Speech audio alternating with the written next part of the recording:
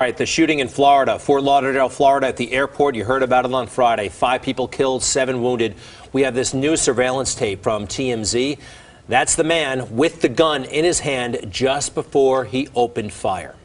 That man is expected to be in court today, and his appearance comes just one day after this video was released to the public. It's kind of wild. The gun he had and the bullets were legally checked into his own luggage. He wasn't breaking the law up until when he took that gun out. Let's go to Robert Moses. He's got more. Robert. Greg and Teresa, good morning to you. That video is just terrifying because after he pulls out the gun and starts firing, you can see the panic and fear coursing through those who had to duck to avoid his bullets. Esteban Santiago, who lived in New Jersey at the beginning of his life, stands accused of inflicting all of that terror. He appears to have chosen the site of the attack and his victims at random, and his motive remains unknown.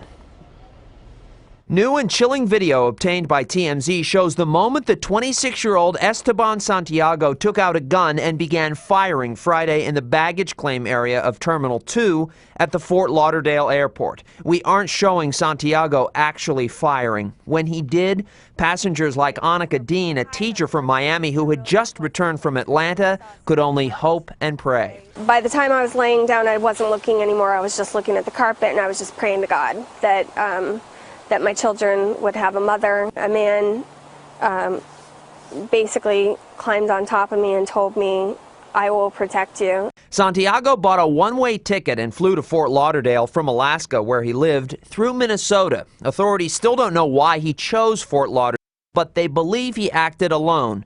The Iraq War veteran, who had served in the National Guard, reported mental health problems back in November. Mr. Santiago walked into the Anchorage FBI office to report that his mind was being controlled by a U.S. intelligence agency. Authorities took a gun that Santiago brought with him to that visit. They returned it to him about a month later.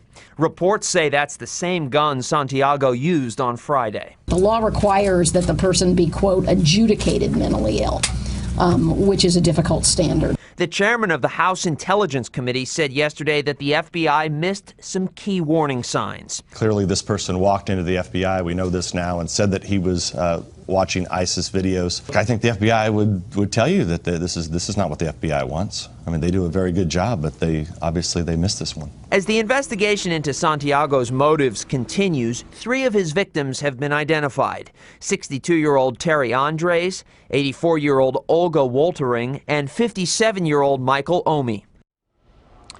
And we now know the name of a 4th victim, 70-year-old Shirley Timmons from Ohio, about 90 miles or so away from Columbus. Her husband was also shot. He remains hospitalized. The couple was in Florida to join the rest of their family for a cruise. They were soon to celebrate their 51st anniversary. Greg and Teresa, back to you. All right, Robert, thank you very much.